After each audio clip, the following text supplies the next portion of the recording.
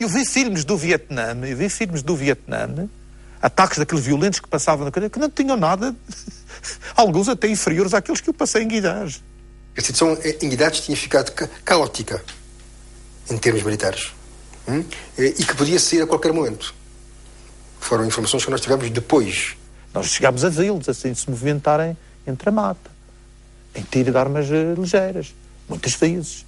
Portanto, eles só não avançaram porque nós respostávamos. Eles sabiam que nós estávamos entrincheirados dentro da vala e também tiveram um certo cuidado. Nos últimos 2, 3 dias também já não havia comida. As munições estavam distribuídas pelo quartelamento. As ligeiras eram o que cada um tinha. E as pesadas muito poucas havia. Claro, quando eles começam-se a perceber que nós não temos munições, não temos alimentação, preparam-se naturalmente para o assalto. Só não o fizeram porque nós fomos socorridos a tempo. E estou convencido disso. Por razão de informações, talvez, acabamos por não concluir essa operação como devia ser. A minha opinião é de que o PAIGC levantou o cerco porque já não tinha capacidade anímica, já estavam cansados, já não tinham mais tropas também para substituir aquelas e não tinha capacidade para continuar o cerco. Inicialmente era fazer a operação cobrindo, portanto, da cobertura da operação que estava a ser feita em Guilhés. Mas como a operação correu tão bem, estávamos quase a tomar Guilhés também. A questão de Guidares, do meu ponto de vista, portanto, agora é uma questão de análise, em termos da manobra e em termos políticos, Guidares era, na altura, o ponto do exercício do esforço principal do PAIGC. Essa operação contra Guilherme já estava prevista há muito tempo. Não tinha sido realizada só porque faltavam homens. Os homens estavam muito dispersos. Era isso.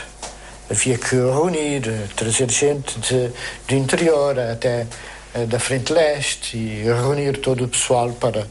Isso aqui atrasou. O Amílcar preparou esse plano um ano antes da sua execução. Era uma grande operação, tinha que ser com meios importantes.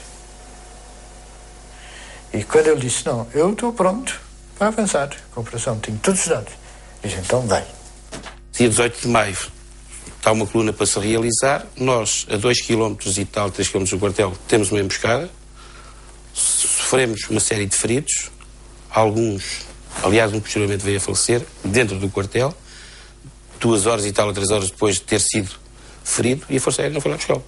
Eu apercebi-me logo que realmente que estávamos numa situação complicada.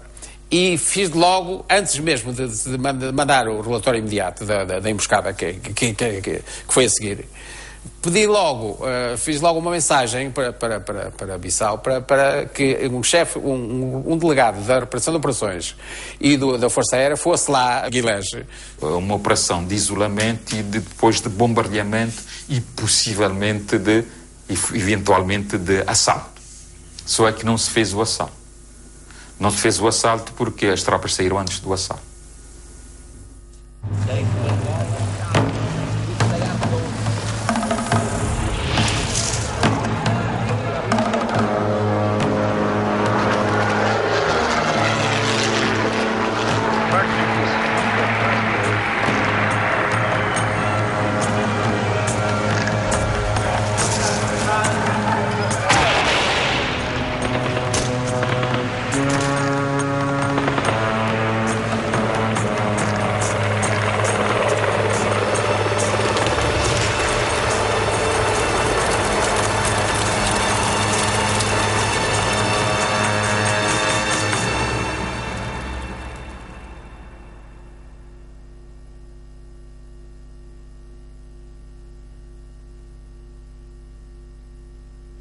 O PAIGC isola o quartel de Guidares, defendido pela Companhia de Caçadores 19, de tropa nativa. Com 3 corpos de exército, artilharia pesada e mísseis Estrela, a guerrilha intensifica as flagelações a partir do Senegal. E no interior da Guiné, mina as picadas e lança emboscadas às colunas de reabastecimento ao quartel, cada vez mais carente de víveres e munições. Spínola cria em Guidares um posto de comando avançado do COP 3 e vai ao quartel levantar o moral da tropa, que, face à situação, ameaça desertar com as suas famílias. Com o cerco a apertar-se, o general define como objetivo neutralizar a base de Kumbamori, no Senegal, que apoia o PAIGC nos seus ataques. É então desencadeada a Operação Ametista Real, que com o apoio da Força Aérea e da Companhia de Paraquedistas 121, foi efetuada pelo Batalhão de Comandos Africanos. Após várias horas de violentos combates no Senegal, os comandos africanos regressam à Guiné com bastantes baixas.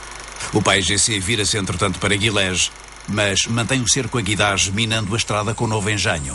As minas papel, que explodem ao simples contacto com a picagem. Aqui ao menos começa a utilizar aquelas minas na estrada de Bruntuma, Camajabá. Entre Camajabá e Bruntuma. Sim. Aqui a rua está construindo a estrada, né? Sim. Técnico. Sim, é Tecnil. É Tecnil. Que andava a construir a estrada, Sim. exatamente. E vocês utilizavam essas minas lá com frequência, exatamente. Era assim, deixavam cair de um jornal no sítio onde estava a mina, meio tapado com areia para pensar que aquilo que era um jornal que estava ali caído. Esse jornal era dobrado em 4 partes e no meio disso era metido papel de estanho, folhas de papel de estanho, ligado num dos extremos do jornal por fios a uma pequena pilha. Aquele fio, temos negativo e temos positivo.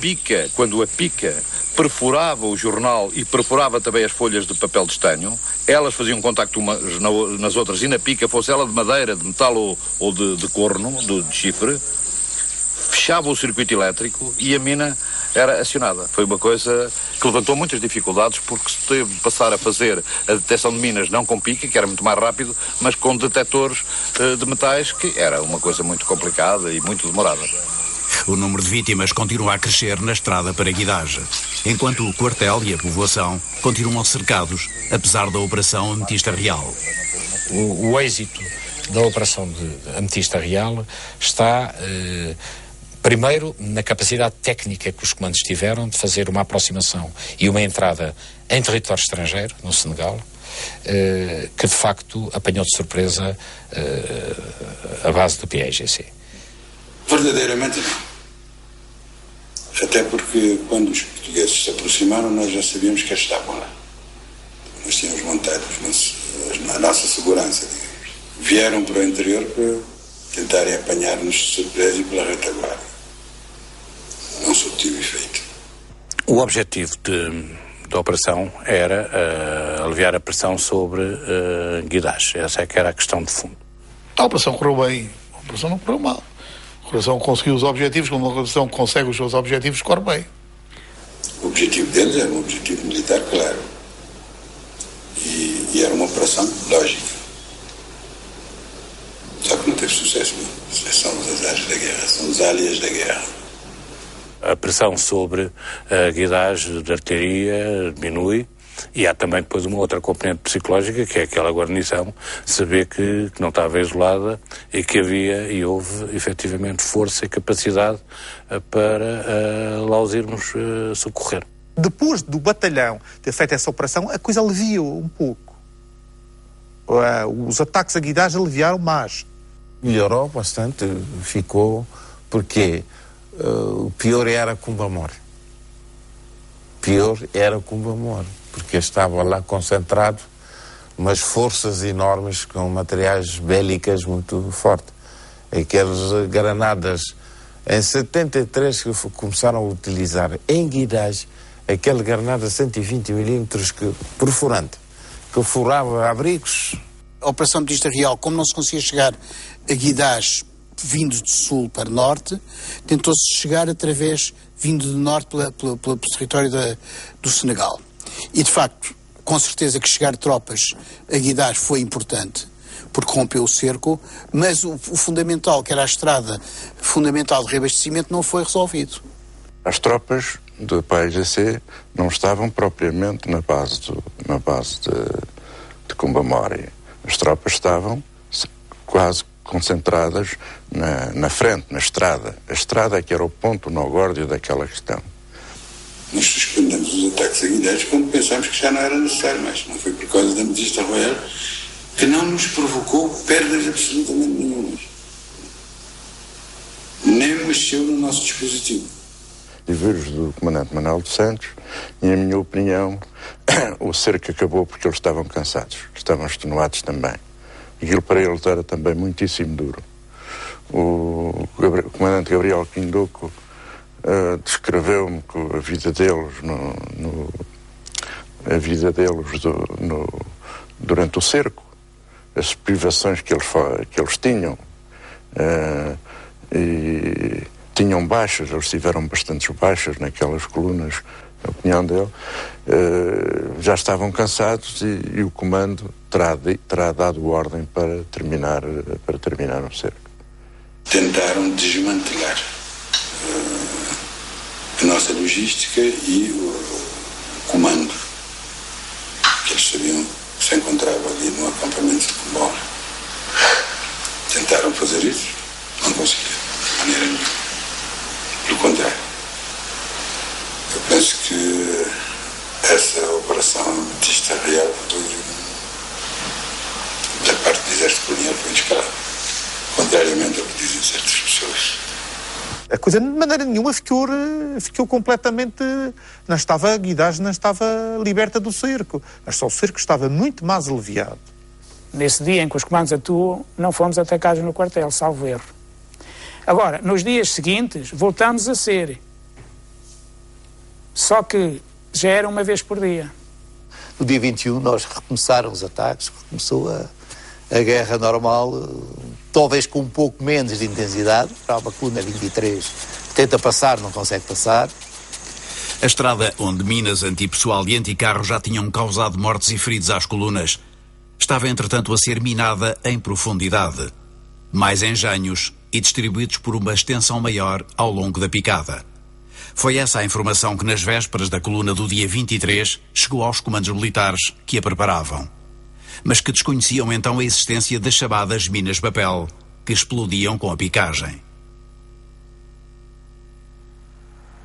Organizada em Binta 4 dias após a Operação Ametista Real, esta coluna é a quinta desde o agravamento do cerco, iniciado 2 semanas antes. Um oficial superior pegou na megafone dizer: hoje temos que entrar em Guidares, porque já tinha vindo várias colunas que não conseguiram chegar. E falou, microfone, vamos entrar, a operação começa, vamos entrar para Guidares. Só se ouvia barulho, não se ouve nem voz, nem nada, ninguém falava nada, é só barulho e tristeza. A missão da coluna não era, a missão principal nem era levar mantimentos e munições a Guidares. A missão dessa coluna, a missão principal, era transportar os feridos, os muitos gravíssimos, transportar os feridos de regresso. Desta vez a coluna é formada pela Companhia de Paraquedistas 121, por fuzileiros especiais dos destacamentos 1 e 4 e por 2 grupos de combate das companhias de caçadores 3 e 14. Ainda antes de Cofeu, sofrerá 2 mortos e um ferido em 2 minas anticarro acionadas pela picagem. Apenas em 5 km de Binta já vinha corpos no atrelado. Ora, foi duro. Os mais brancos ficaram pretos como eu, fumo e poeira durante todo o dia. Com 2 mortos, a coluna segue por fora da picada, mas sofre mais 3 feridos em Nova Mina. Perante a situação, uma parte regressa à Binta com as viaturas, enquanto para Guidage segue apenas a companhia de paraquedistas. As ordens são dadas a partir de um avião DO-27, onde está instalado um posto de comando aéreo sob a direção do Major Moura Calheiros. Nunca tinha visto tantas explosões numa zona tão concentrada. Imediatamente o comandante de companhia disse que estava a ser objeto de um forte ataque, pediu um apoio aéreo imediatamente, que eu fiz, imediatamente pedi para Bissau, para a base aérea, para descolarem os feridos. O PAIGC montou a emboscada à saída da boleia de Cofeu e atacou com RPG, canhões sem recuo e morteiros. Foi um combate duríssimo, 45 a 50 minutos. A companhia já estava praticamente sem munições.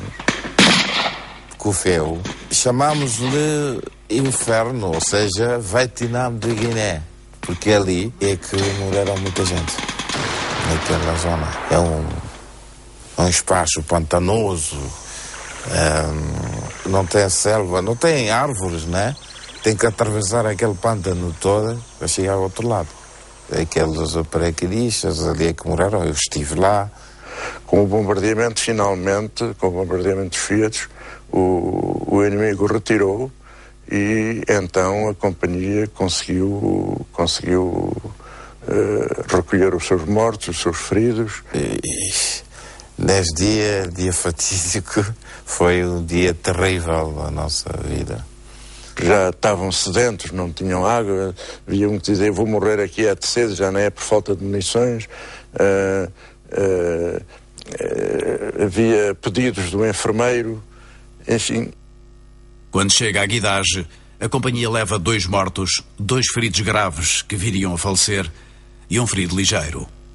Chegam lá com os corpos e nós colocámos na antiga enfermaria, que estava a funcionar como morgue. Não tinha telhados. E nós colocámos os mortos todos lá em macas. Conforme vinham naquelas macas, ao fim do segundo dia, já o médico queria enterrá-los. Entretanto, os paraquedistas dizem, nós não deixamos os nossos homens serem enterrados. Porque havia o lema, ninguém fica para trás das tropas dos paraquedistas. Podia haver uma epidemia de peste. Ao fim do terceiro dia, tivemos mesmo que enterrá-los. Os paraquedistas fizeram honras militares. Disparam aquelas salas para o ar, mas o hino, os guerrilheiros pensam que nós estamos a atacá-los. E respondem. Respondem com armas ligeiras e armas RPGs e armas pesadas e varrem a zona. A noite do dia 25 seria, no entanto, a da mais severa flagelação. 4 mortos e 4 feridos graves. A primeira granada é a que cai no abrigo onde eu estava, que era o abrigo do espaldão de obus 10,5. A granada era perfurante, eu só me lembro de um grande estudo, perdi a noção do tempo, do espaço. A pouco e pouco comecei a ver, deitei as mãos à cabeça, apalpei-me, o corpo, e vejo um mar de sangue na perna direita, desde a coxa até lá abaixo, um mar de sangue. Mas não vejo grandes feridas. Venho à outra perna, vejo um grande buraco, um enorme buraco, e vejo tudo a carne toda aberta, cheio de sangue, mar de sangue, a derramar, e eu só tive esta expressão, graças a Deus, felizmente fico só sem uma perna. Depois havia gritos, uma confusão lá dentro do abrigo, mas pessoas aflitas, a ver sangue por todo o lado. E o alferes da igreja gritava aí as minhas perninhas. E eu ouvia outra voz que dizia o seguinte, eu lembro-me disso como se fosse hoje, rezem a Nossa Senhora de Fátima. Não havendo a possibilidade de evacuações, os feridos acumulavam-se na enfermaria, para além das condições mínimas. Estava totalmente cheia, as camas totalmente cheias, o chão, encostados ao chão, sentados no chão, deitados em cima de camas, cada cama levava 2 para descansarem, não era para dormir. Aquilo era tudo completamente cheio de feridos. A situação estava-se a tornar insuportável no aquartelamento. Já era difícil controlar as tropas, já se falava muito de que a melhor solução era abandonarmos o aquartelamento e virmos embora. O comandante não queria de maneira nenhuma admitir isso e só não foi abandonado devido a ele. O comandante do Guidage continuava cada vez mais desesperado a dizer que não tinha munições e que se não lhe pudessem as munições, que ele abandonava o quartel. Ele ameaçava abandonar o quartel. Ao ver que a situação está-se a tornar insuportável, que não tem reabastecimentos, não tem evacuações, ele fala para Bissau e diz ao Sr. General, a situação está a ficar insuportável. Ele já tinha mandado várias mensagens nesse sentido, e a situação está-se a tornar insuportável, e se no prazo de 72 horas nós não formos abastecidos, temos que rever a nossa posição e temos que ver o que é que a gente vai continuar aqui a fazer. Não sei. Alertou que não iríamos aguentar muito mais tempo. Spínola responde no dia 29 com uma força numerosa.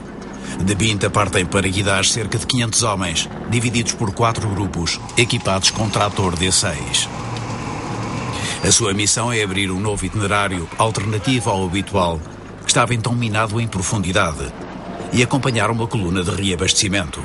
A força é composta pela 38ª Companhia de Comandos, reforçada com um pelotão de sapadores do Batalhão de Caçadores 4512, as companhias de Cavalaria 3420 e de Caçadores 3414, um grupo especial de milícias e 2 grupos de combate incompletos da Companhia de Caçadores 4512.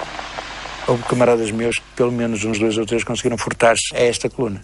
Havia medo, havia um certo receio de enfrentar outra vez o mato. E, portanto, foi muito difícil de congregar-se, digamos, um conjunto de homens para tornarmos a ir para Guidares. Mas fomos.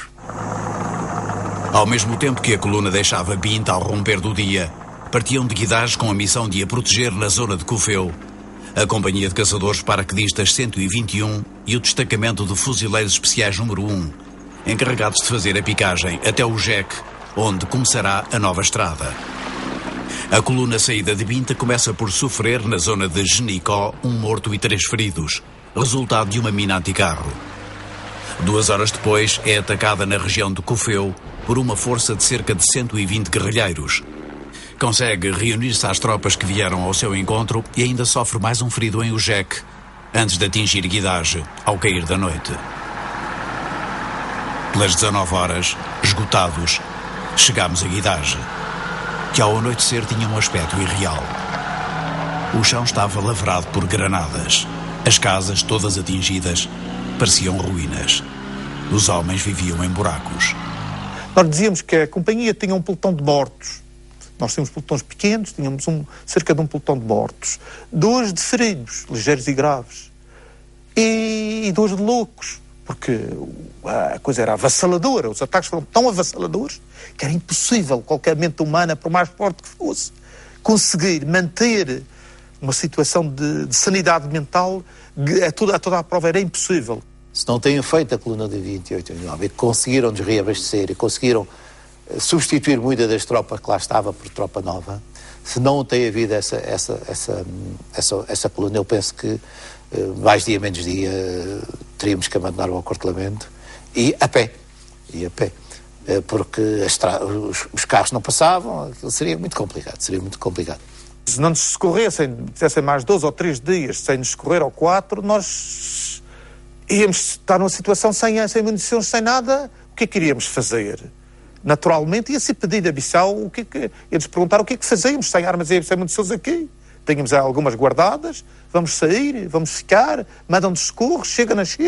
Nunca houve, isso eu garanto e afirmo aqui, nunca houve nada planeado para nós sairmos. Agora, toda a gente pensou, é natural. Pensávamos durante uma força daquelas e um potencial de fogo tão grande, o termos que sair.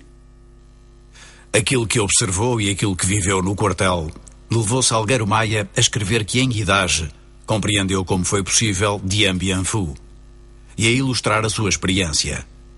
Ao ler aquela descrição do sangue derramado e tudo aquilo, vieram umas lágrimas aos olhos. Nas minhas visitas pelos escombros, descia ao abrigo de artilharia. O chão tinha um revestimento insólito. Consistia numa poça de sangue seco, de cor castanha. O sangue empastava os colchões e a parede. Descobri dentro de um armário que tinha pertencido a um alferes madeirense que ficou sem uma perna, uma farda número 3. Eles julgavam que eu tinha ficado sem uma perna, porque o ferimento era bastante grave na perna esquerda e tudo indicava que ficava sem uma perna. Para uma farda número 3, o que me permitiu lavar o camuflado, uma escova de dentes usada, que me resolveu o problema de lavar os dentes, e como prenda máxima um bolo de mel e uma garrafa de vinho da Madeira, quase cheia e inteira no meio de tudo partido. Tinha vindo de férias à Madeira e tinha levado comigo 2 bolos de mel e uma garrafa de vinho.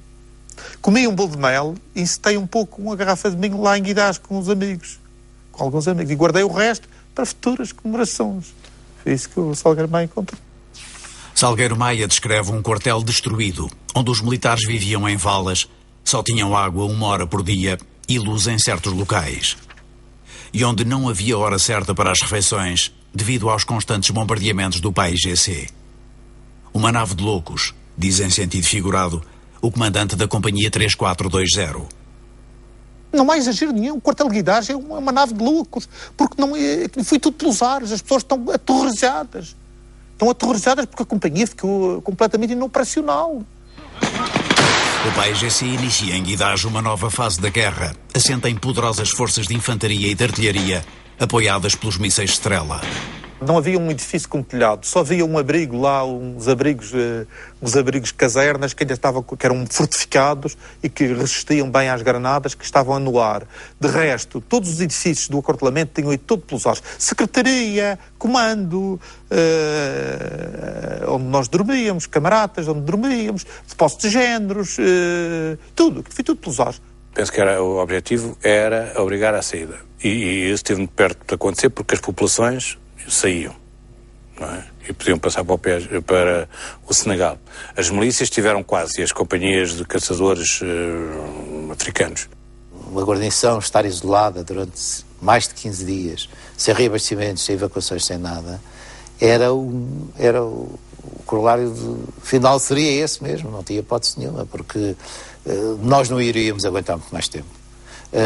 A comida, na fase final da comida, havia arroz e esparguete e mais nada.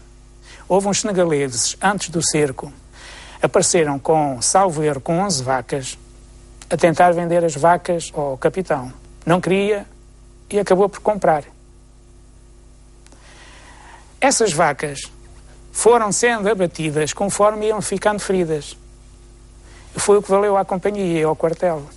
O cerco, o momento mais dramático é a altura em que nós estamos a perceber que a ração do combate estava a acabar. Não havia... coisa não funcionava. Cozinha, nada funcionava, porque houve uma altura em que é constante flagelação, bombardeamentos, morteiradas, constantemente. Eu lembro-me de comer várias vezes arroz ao pequeno almoço e jantar. Talvez com alguma coisa que acompanhava, às vezes só arroz. E depois, no meio disso tudo, isto era a parte da alimentação. Nunca passámos fome, propriamente dita, não. Porque tínhamos arroz. Comer sempre. Só que o comer era mais deficiente, mas comer-se sempre. A água nunca faltou. Nós tínhamos uma caserna, mas é uma caserna a abrigo. Saindo dali, vamos para refeições, ou seja, para cantinas, estamos sempre atentos. Quando realmente, às vezes nem se ouve, mas vê-se carneiros, ovelhas a correrem, fica a saber que já eles entendem a saída do morteirado. Eu estive lá 11 dias. E é surreal falar de Guidajo. O silêncio era absoluto. Acho que não sou o primeiro a dizer isto. O silêncio era absoluto. Não se podia fazer barulho. Eu estava num sítio onde o refeitório era do outro lado, praticamente. Eu tinha que atravessar praticamente a parada do quartel para ir ao refeitório. E havia às vezes um camarada que trazia comida para 2 ou 3, para evitar haver muitas deslocações no quartel. Nós jogámos bola, passeámos, vamos para a tabanca, conviver, ver lavadeira, levar roupas, fazemos vida normal, não é todo silencioso assim. Pronto, entramos na caserna e vamos para refeitório, que é uma sala grande, onde é que há uma cantina, bebe-se, compras tabaco, bebe-se e tal. Embora a situação é sempre cautelosa e atento, temos que estar nessa situação, mas de que está todo silencioso e tal, não. À noite, sim. Via-se o quartel deserto, com muitos homens lá dentro, os homens nas valas, outros em abrigos. Eu conheci para aí uns 2 ou 3 abrigos. Vivia-se nas valas, não é? Portanto, eram cavadas mais ou menos a cerca de 1 metro de profundidade e feitas em Z, não é? À volta do quartel, e era aí que nós nos fomos acomodar. Os soldados nas valas dormiam em cima de papelões das caixas de cerveja. Tivemos um morto mesmo dentro da vala, que foi o soldado José Luís Inácio Raimundo, a quem presta a minha homenagem, e que faleceu dentro das valas no dia 12 à noite, e também um elemento que era condutor, que não pertencia à nossa companhia, também faleceu dentro das valas nesse dia à noite. Ambiente O ambiente é sempre da guerra. E há quem não teme nada. Não. Nós, aliás, já estivemos habituados a isso. Tudo nós que lá estávamos. Portanto, não tínhamos problemas de morrer. Aliás, posso dizer isso. Os mortos, a partir de uma certa altura, foram enterrados. Não podia ser de outra maneira. Foram procurando a ver se aparecia alguém ou se havia uma coluna para os levar. A partir do momento em que se verificou que não era possível, foram enterrados. Alguns foram enterrados porque cações não chegavam à altura. Eu fui uma vez ao Alface. Fui mandado, aliás, fomos uma coluna. Eu trazia só caixões para corpos que ficaram lá, outros foram apanhados em sacos, depois para tentar pôr nas caixões para poder identificar melhor. Eu carreguei não sei quantos caixões, até meus colegas, alguns camaradas, gozavam, entravam na caixão e ficavam ali. Esta é a minha medida e tal. E essas são fases perturbadoras e fases complicadas. Havia o problema dos feridos não serem evacuados. Havia aquele clima, os feridos metidos nas casernas de abrigo, entre os soldados, os feridos metidos nos abrigos, na enfermaria. Não era possível lá recuperar os feridos. A enfermaria estava cheia de feridos que não tinham tratamento, tinham um cheiro infecto e nauseabundo, com os ferimentos e apodrecidos, com as pessoas sem terem tratamento. Os militares portugueses praticamente não se podiam mover dentro de Guidares porque eram abatidos quase à linha de vista. Era uma tropa que vivia em permanente sobressalto, com algum medo estampado no rosto, viviam permanentemente em alerta. A vida propriamente dentro do quartel era tenso sempre, porque não tínhamos horas de ser atacados, qualquer altura, e às vezes somos atacados meia hora, às vezes somos atacados, depende. Logo no primeiro dia, no dia 8, quando eles atacam com aquela intensidade, a sensação que eu tenho é eles, desta vez, querem que a gente ou abandone ou conquistar o quartel. E estou convencido que o Sr. Tenente-Coronel Correia de Campos também tinha essa noção. Um homem muito corajoso e destemido, não tem problemas em relação de mandar, vamos ali, dar ordens expressas. Ele começou a inspirar confiança a partir do momento em que chegou e em que começou a coordenar o quartel e a comandar o quartel. Portanto, houve ali um certo ânimo ao ver chegar, que chegou alguém, ainda por cima com o aspecto dele, de revólver bengala, não sei, portanto tinha um certo aspecto de pessoa autoritária e conhecedora da situação. Dava-me a sensação que ele queria os brancos a dar exemplo. Foi a sensação que me deu. E que ele queria disciplina. Uma pessoa enérgica, mesmo debaixo de bombardeamento, ele distribuiu ordens a torto e a direita, era uma pessoa que se impunha ao bombardeamento. Não tinha medo. Não tinha medo. O Correia de Campos não era um homem de medos.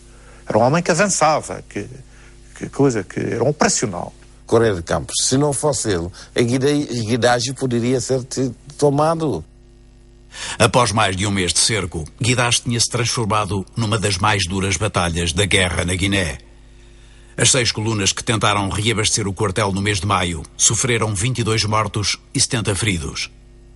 Os portugueses calculam que o PAIGC tenha perdido cerca de 4 dezenas de guerrilheiros. Durante o mesmo período, o quartel sofreu 46 ataques e flagelações que causaram 7 mortos, 30 feridos e muita destruição.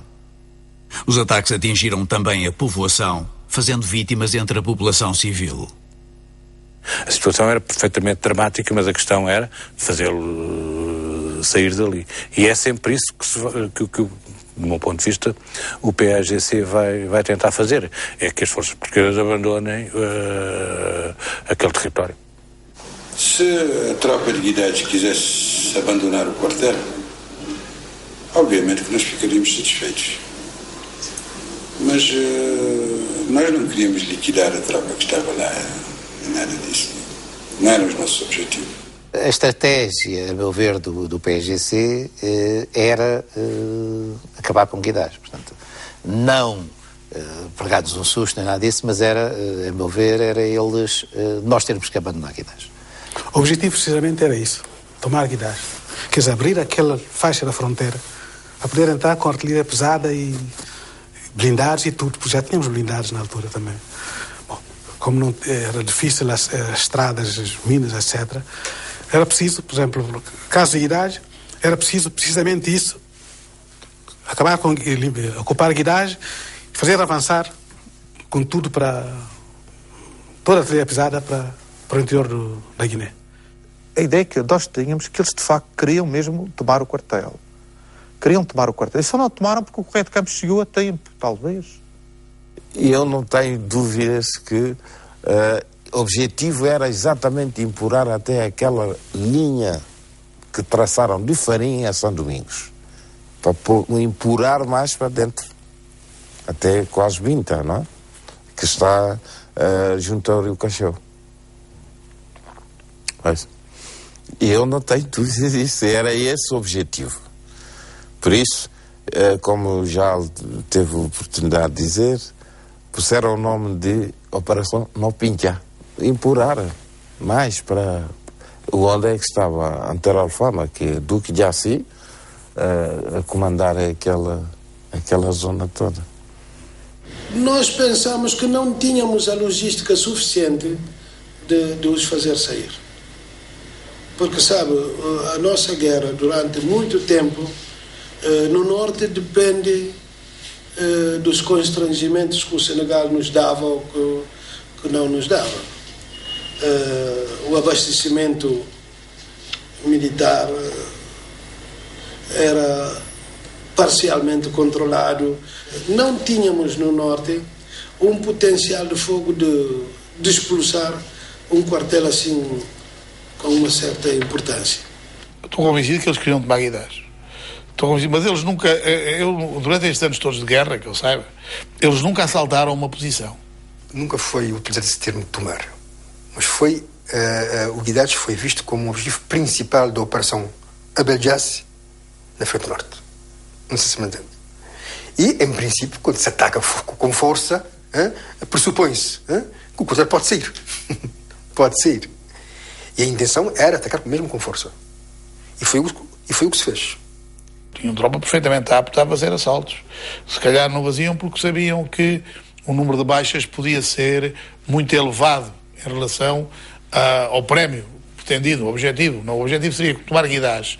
Mas se para tomar Guidares morressem 300 homens, se calhar achavam que não valia a pena. Ao fim e ao cabo, segundo informações que tivemos posteriormente, que se tivéssemos informações a quando da operação, talvez aumentássemos um bocadinho mais o ritmo e o quartel sairia. As forças portuguesas defenderam e mantiveram Guidares na fronteira norte. Ao mesmo tempo que começaram a ser atacadas em Guilege, na fronteira sul. Criou-se um comando central, o comandante das forças passou a ser o Nino, a nível nacional, porque o Nino antes era a frente, sul. As operações passaram a ser mais ou menos, passaram a ser centralizadas.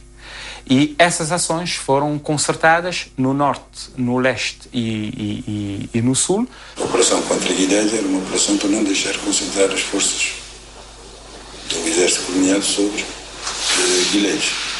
Não tenho essa ideia. Aquilo que nós sabíamos na altura é que o PSGC estava a fazer um grande esforço, estava a exercer o seu esforço principal no norte. E daí que tivesse até transferido alguns corpos de exército deles do interior da Guiné para aquela zona, para o corredor de Samboiá, para essa zona. Há movimentos de unidades do PSGC que estavam no interior da Guiné para a fronteira norte, portanto, fronteira com o Senegal. E o que nós sabemos é que havia forças do PSGC mais significativas ao redor de Guidares do que aquelas que vão estar depois cá embaixo em Guilés. Essa operação era mais ou menos uma operação para apoiar a operação que estavam a fazer em Guilherme.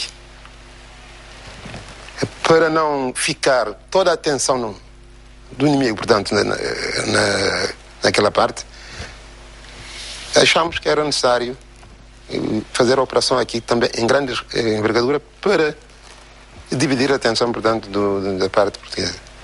E foi o que aconteceu. É uma coisa que eventualmente, em termos da história, também tem que ser dita. Isto é, era à volta de Guidares que estavam os comandantes cubanos que falavam ao rádio e que nós ouvíamos. Isto é, aquilo para nós é um indício técnico, é que se estão comandantes cubanos numa área, é porque essa área é importante. E é aí que se está a fazer o esforço. Está a programar um ataque simultâneo, coordenado, Guilés. Quer dizer, para que não haja uma concentração da força aérea portuguesa só de um lado.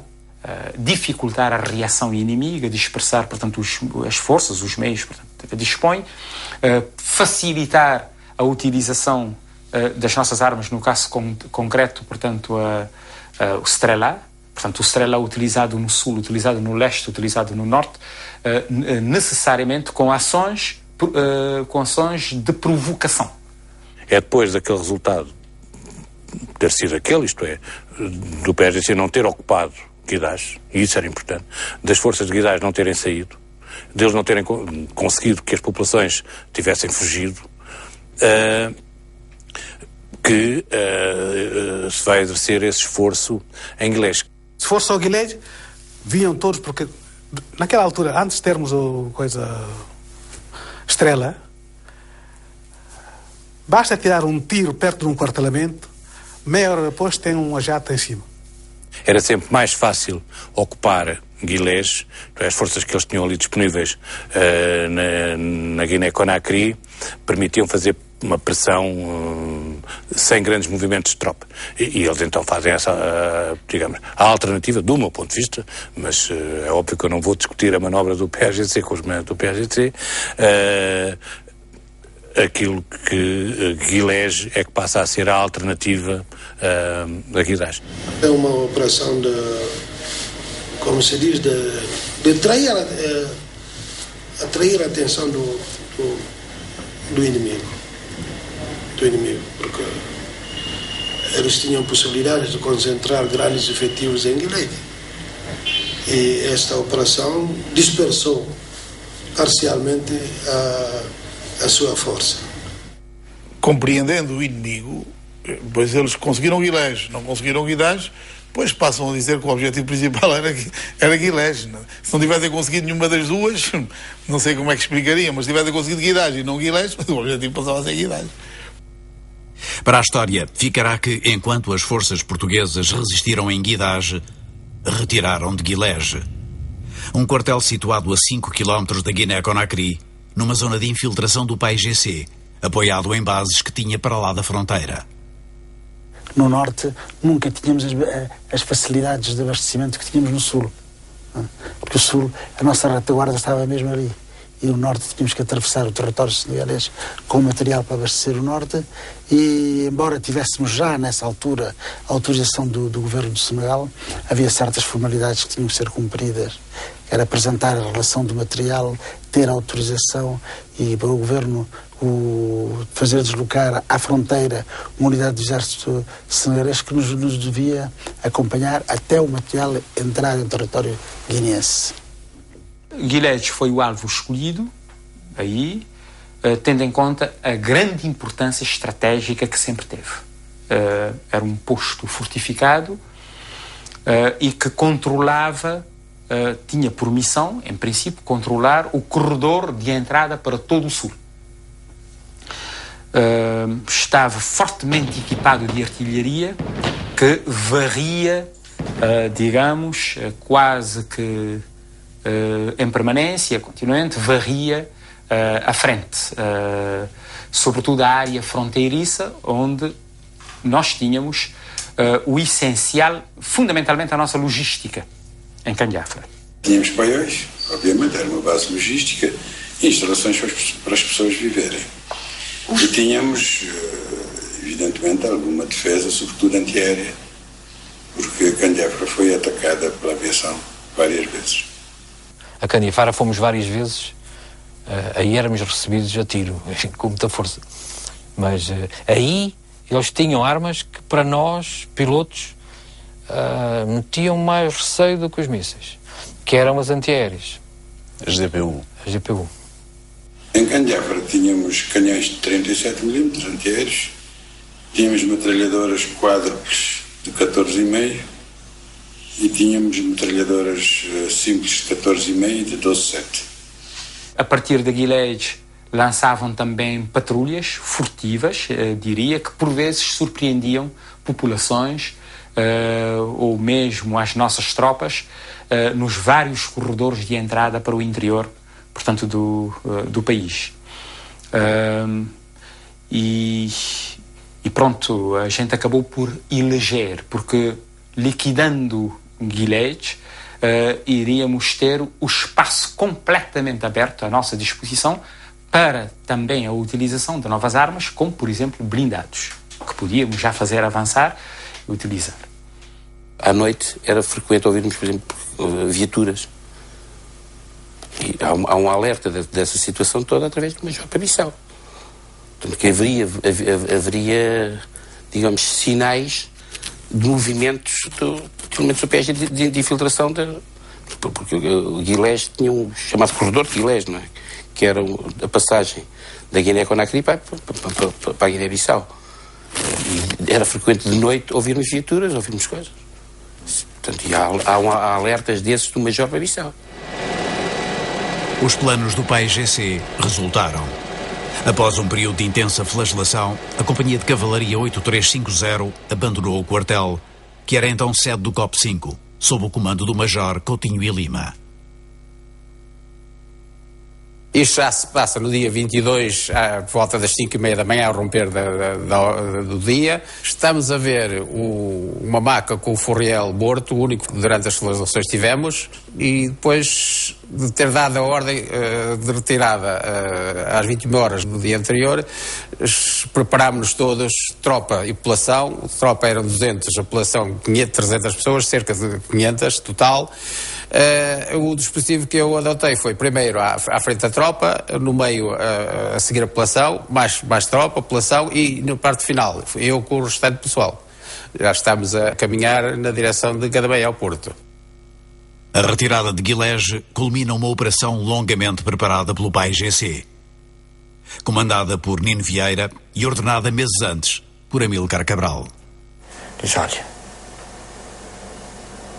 o quartel de Guilherme é o dispositivo central no sul da Guiné. Se Guilherme cai, tudo cai. És capaz de atacar e destruir Guilherme? Eu, com toda a convicção, eu disse, eu sou capaz de atacar e destruir qualquer quartel da Guiné. Guilherme foi determinada pelo Amílcar um ano antes da sua execução. E era uma operação, de facto, com garantia quase a 100% de sucesso. Organiza o ataque a Guilherme, prepara a destruição de Guilherme. Isso que eu me disse. E então, depois, calmamente, em que se fundamenta essa tua autoconfiança? Eu disse que, porque toma cuidado, eu não tenho mapas, tenho meios, enfim, bélicos, mas não tenho mapas. Eu disse, eu faço a topografia. Ele teve confiança total e então mandou pôr à minha disposição todo o meio, abastecimento, tudo. Eu constituí um grupo à parte, especial, ligado diretamente a ele. Havia um ponto fraco, que era o facto de não termos uma defesa antiaérea eficaz, e depois do assassinato do Amílcar decidimos levar à frente essa operação. O papel de destaque ia caber, por um lado, a artilharia e, por outro lado, era a estreia da utilização dos Strela. uma fase prévia, que é a recolha de informações e localizar a organização da defesa do quartel e localizar a posição das unidades de artilharia, sobretudo, por fim, montar as emboscadas e isolar, cortar a ligação com Gadamel que se podia fazer por estrada. Decidimos começar a operação por uma operação de minas. No percurso entre Gadamel e Guilherme foram colocadas minas, um grande número de minas antitanque. Isso foi trabalho dos cubanos. Tivemos aí muitos quadros, entre eles alguns quadros cabo-verdianos de artilharia, eram bastante bons, e tiveram como é que é dizer, a assessoria de um coronel cubano também. Tive um que me acompanhava e que ajudava no levantamento topográfico. Deram muito apoio os sapadores e tive assessor de reconhecimento do quartel em si. Não tínhamos mapa ainda, nessa altura de Guilherme, né, como quartel, e decidimos realizar então um trabalho minucioso de reconhecimento que nos possibilitasse a eleição da base de fogo com a máxima precisão possível, por um lado, e, por outro lado, o ponto de observação para a correção, portanto, do fogo. Essa tarefa foi cumprida pelo comandante Osvaldo Lopes da Silva, diria, à perfeição. Íamos até ao quartel, até o arame farpado, para observar o quartel. Os especialistas cubanos viam mais do que aquilo que eu via. Eu já tinha determinado que havia uma posição de artilharia, peças de artilharia, que faziam fogo de determinada posição. Agora, eu queria saber, em relação a esse ponto, como é que o quartel estava distribuído. As casernas, os abrigos, tudo isso. Eu chegava dali e não havia grande coisa. Mas o especialista cubano é que via e traçava no papel. Pelo método de triangulações trigonométricas, né, foi esboçando todo o quadro até a base. O quartel tinha que ser envolvido num triângulo com 6 metros de lado, uns 6 quilómetros de lado. E tinha que ser, essa posição para tiro antiaéreo, tinha que ser zona aberta, com horizonte. É uma zona de mata muito densa. Eu tive que identificar toda a volta do quartel as posições que se prestavam à instalação dos mísseis antiaéreos. É a partir de uma dessas posições do míssil terra-ar Strela que em 25 de março o PAIGC derruba o primeiro avião na Guiné. Um Fiat G91 que voava para Guilherme, em missão de apoio ao aquartelamento que fora atacado. Nino fica na Guilherme, não bem, ser na flashamento, mas atacar distância. Bom, não fazer abrigo, não vem sentar, que é esse lá. É os balas, eu regular arma ali, não atacaria, é falar como avião. Quem que faz brincadeira ali? Avião na chica coisa ainda matar. Havia se descobrir na língua distância que não ataca. E tem bem, já tem bem para cercar nele. Mas logo não sinta, ele lança uma bucha e cai ali. Mas que ele de cortar ele e sugar e burro um chão que na burro chão deixa ele bem indega não sinta. Quando ele apanha esse quilômetro que de nós cai. Distância. Ele fica aí na perna de nós. Não lança chão deixa ele bem cai indega não. De nós deixa ele na caixa não sinta avião. Bem avião bem chão. E na chuta curva na lá de Chimbel. homem de foguetão, ele larga. E panha vai cair lá. E panha vai cair lá. Se o irmão se nino vai buscar, onde é que avião cai? Vai ter lá, vai chegar, onde é tropa de gilete, ainda bem para vir jovem daqui que ele é. Avião cai. A não agora não vai. A não que jumnal, primeiro não chega não sai. Ele fica bem, mas não riba não vai secundir lá. Foram, sobretudo, paraquedistas e comandos africanos, entre eles Marcelino da Mata, que no dia seguinte recuperaram o piloto, Tenente Miguel Pessoa, que tinha conseguido ejetar-se do avião atingido. Surgiram armados e uniformizados fora do padrão da tropa portuguesa, o que inicialmente confundiu o piloto. Graças aos Very Light lançados por Miguel Pessoa, a Força Aérea localizou-o na mata e montou uma operação de resgate com aviões e helicópteros. Um êxito logo celebrado na base. Também pela enfermeira paraquedista Giselda, que mais tarde se casaria com o piloto que socorrera.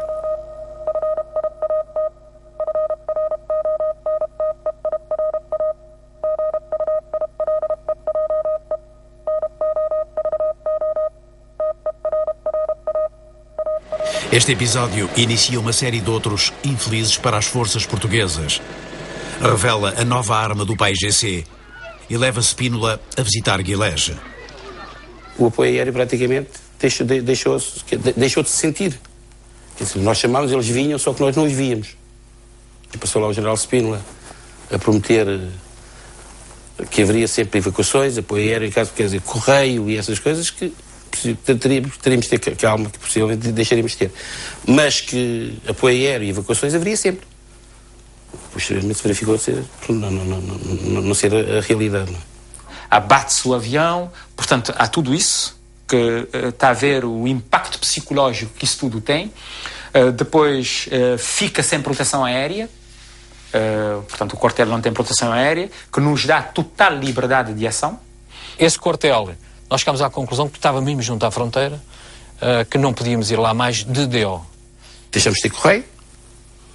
Os víveres, a mesma coisa, vinham com os Noratlas lá por cima e largavam aquilo lá para quedas, deitavam aquelas coisas de fumo e largavam aquilo que cá em baixo partia-se tudo, aquelas caixas de cartão, não é? Tudo em paraquedas, coisas assim. Em abril, o reabastecimento por colunas deixara de ser acompanhado por um DO-27 armado.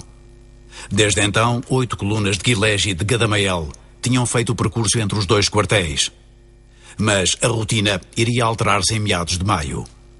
Só me apercebi rigorosamente da gravidade da situação no dia 18 de maio, quando íamos fazer mais uma coluna. Guilherme ficava num ponto elevado e durante a época das chuvas ficava isolado. Portanto, teria que haver uma série de colunas de reabastecimento, daquele mês de maio e junho, era só colunas de reabastecimento. Os vírus para Gadamael e posteriormente em coluna militar para o Guilherme. E portanto era o mês de maio que se iriam fazer essas colunas. No dia 18 de maio, ao chegar ao cruzamento de Guilherme, que é uns 3 km do quartel, e que entroncam com a estrada paralela à fronteira, que vai para Gadamael Porto, deparámos ali com o inimigo fortemente instalado, com uma emboscada fortíssima, comandada com fordilhos comandados, e, enfim, com todo o arsenal normal de armas automáticas, etc. Foi atacar a coluna entre Gadamael e Guilherme. Terrestre, infantaria, não é? Aniquilamos lá grande parte da coisa. Depois, artilharia, posteriormente, sobre Guilherme e com forças de infantaria por todos os lados. Tanto do lado saindo de quem sai de médio para Guilherme e de quem sai da zona de fronteira para Guilherme. As minas foram acionadas por detonador elétrico e essa detonação é que foi sinal para o ataque de artilharia. Estávamos à espera do sinal do campo, da detonação do campo de mina para iniciar. Desde o início, verificámos que o tiro deles estava bastante bem ajustado. Isto porque no dia 10 de maio tinha havido deserção de uma milícia. Uma milícia que tinha ido à caça e nunca mais apareceu. Desertou. Portanto, ele, que vivia ali no quartel, naturalmente lhe deu indicações sobre onde é que estavam as nossas armas, etc. O miliciano que foi capturado deu informação de como movimentavam as forças de Gadamel à igreja, do abastecimento, etc. Que vinham de um lado e do outro, trocavam os carros, e eles tomavam o carro do coisa, Gadamel, eles entravam para a igreja de Gadamel passava para o carro da igreja, e nesse preciso momento de troca de coisa, foi atacar a coluna. Nós, já nessa altura, e desde há muito tempo, fazíamos a picagem do itinerário para tentar minas anticarro e antipessoal. O pessoal que ia picar a estrada tentou com coisa normal, era uma milícia, foi logo morto e eles desencadearam a emboscada. Inicia-se imediatamente o flagelamento, já não é flagelamento, mas bombardeamento de saturação com morteiro 120. Morteiro 120. E depois dessa entraram em ação outras peças, mas o grade não chegou a entrar em operação, porque contávamos que o quartel resistisse. Estávamos preparados por uma resistência de um mês. É a data-chave, a partir de 18 de maio. Porque logo, na altura, pedi logo a evacuação dos feridos, nomeadamente o ferido mais grave. A evacuação não foi feita e passadas umas horas morreu. Portanto, o pessoal, como tinha ouvido antes o comandante-chefe dizer que em emergência ia lá buscar e não foi, e o soldado morreu, foi complicadíssimo, nomeadamente no aspecto moral. Vamos lá. A guerra para nós aqui praticamente começou a partir do dia 18 de maio de 73. Até aí era uma guerra normalíssima, não é? Vocês flagelavam, depois vinha a aviação e vocês punham-se a mexer, e vinham que normalmente faziam sempre ao cair da noite e tal. Vocês mudaram de tática e apanharam-nos de surpresa. Andaram, montaram aqui as vossas bases de fogo aqui à volta, e depois da emboscada, a partir daí, vocês todos os dias e praticamente a toda a hora estavam para aqui a malhar. Eu também estive e gostaria de saber, durante a intensa guerra que tem passado aqui, e como que vocês tinham passado? A situação foi piorando de dia para dia. E havia alturas em que a movimentação no quartelamento era difícil. Um episódio, para ir buscar a minha carteira, que estava aqui mais ou menos, era o comando de um posto de comando, e tinha cá a minha carteira, e para sair do abrigo, que estaria aí a 30 metros, eu fui flagelado. Porque vocês viram-me sair do abrigo e dispararam logo, julgo que foi um RPG-7, porque a velocidade era extremamente grande e dava sensivelmente 2 segundos para nós, entre o barulho e a detonação. Utilizamos dois tipos de munições, ou seja, obuses. Há um outro tipo, que quando lançados, por exemplo, perfura, só rebenta depois. Exatamente, isso que se chama obus retardado. Quando mete no chão, depois explode. E outro explode superficialmente. É na superfície. RPGs também mandaram. É uma arma portátil. É uma arma portátil. Arma de infantaria, exatamente. De infantaria. Antes de iniciaram a missão aqui, tem alguns gente de reconhecimento. Reconhecer aqui, saber como aqui está. Se tem abrigo muito fortificado ou não. Veio dizer também, serve de guerra, mino, sim. Reconheceram um quartel de igreja, mas muitos abrigos, muito forte. De informação também. Devemos utilizar a arma muito forte também. contra de abrigo aqui. Inclusivamente num desses abrigos que era mais fraco, que era com palmeiras e bidões abertos ao meio, com terra e ferros e coisas, morreu um indivíduo, um colega morreu. Uma perfurante perfurou e matou. Ficou completamente todo escuro, ninguém sabia quem era. Depois esse indivíduo até foi soldado dentro de 2 bidões, não havia urnas. Para esse indivíduo deslocámos, quando nós fugimos ali para a pista, tivemos que levar uns 18 km no meio do mato, enfim, para Gadamel fora. Perante os bombardeamentos do PAIGC após a emboscada de 18 de maio, o comandante do quartel, Major Coutinho e Lima, toma 3 dias depois a decisão pela qual será preso e sujeito a auto de corpo de delito. Retirar de Guilés, abandonar o quartel com a população e com os cerca de 220 militares da guarnição. A Companhia de Cavalaria 8350, Piratas de Guilés, que tinha chegado no ano anterior, uma secção de autometralhadoras Fox, um pelotão de artilharia e um pelotão de milícias. Aqui abrigo, mas muito fundo.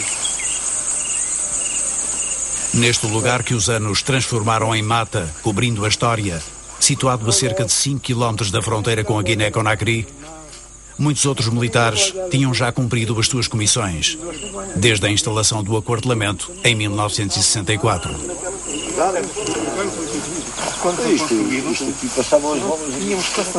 Iria começar aqui, simbolicamente, a retirada portuguesa da Guiné. O outro e depois havia ali logo a entrada, era ali. Tornava mais agradável, aqui em casa. Pois é. E ele dá mora na faca, mas não pode ela de olha o fazendeiro na tira.